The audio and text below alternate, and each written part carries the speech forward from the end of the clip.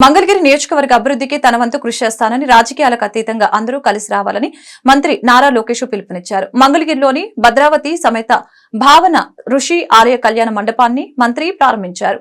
అంతకుముందు ఆలయంలో లోకేష్ బ్రాహ్మణి దంపతులు ప్రత్యేక పూజలు నిర్వహించారు.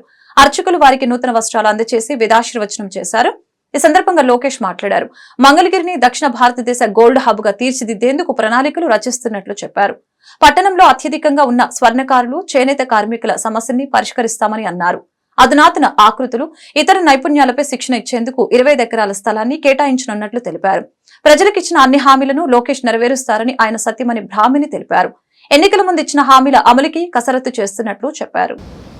ఇది రాజకీయ వేదిక కాదు కనుక నేను ఇచ్చిన హామీల గురించి నేను మాట్లాడలేదు. ఇక్కడ పని ఆల్రెడీ ప్రారంభించాను. దానికి వచ్చే ఫలితాలు మీరు చూస్తారు. నేను తీసుకునే ప్రతి అడుగు మన సమస్యల శాశ్వత పరిష్కారానికి వేసే అడుగు అది.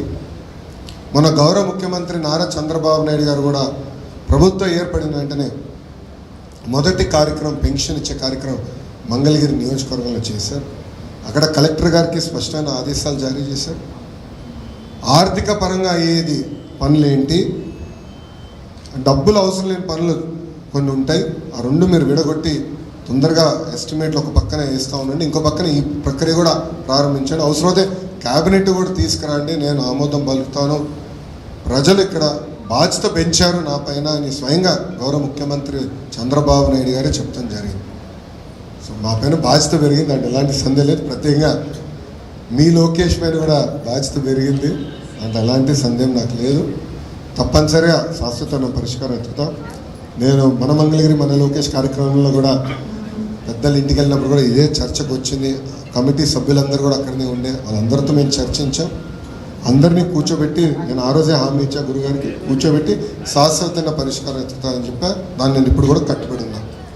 దాంతోపాటు పెద్దలు నేను కోరేది యువకుల్ని కూడా ప్రోత్సహిద్దాం, స్లోగా తీసుకొద్దాం, వాళ్ళపైన కూడా బాధ్యత పెడదాం. ఎందుకంటే నేను ఈ భూమిపైన శాశ్వతం కాదు, ఎవరి భూమిపైన శాశ్వతం కాదు, కానీ వ్యవస్థ అనేది శాశ్వతం.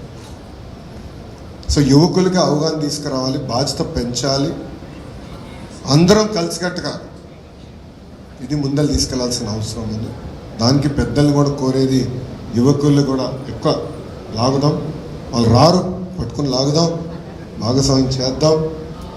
వాళ్ళ రూట్స్ అంటే ఎక్కడ నుంచి ఎక్కడ పుట్టారు, ఎక్కడ పెరిగారు, ఏం చేయాలనేది కూడా వాళ్ళు తెలుసుకోవాల్సిన అవసరం ఉంది. ఆ పవిత్రమైన బాధ్యత ముందలు తీసుకెళ్దామని పెద్దలు కూడా నేను కోరుకుంటూ, నాకు ఇంత అద్భుతమైన అవకాశం ఇచ్చిన మంగళగిరి ప్రజలకి, కమిటీ సభ్యులకి, హనుమంతరావు గారికి, మన అనురాధ గారికి, రాజు గారికి, అబద్దయ్య గారికి, మన శ్రీను అన్నకి, జానకమ్మ గారికి, అందరికీ పేరు పేరున నా హృదయపూర్వక ధన్యవాదాలు తెలుపుకుంటూ మీ అందరి దగ్గర నుంచి నేను సెలవు తీసుకుంటాను.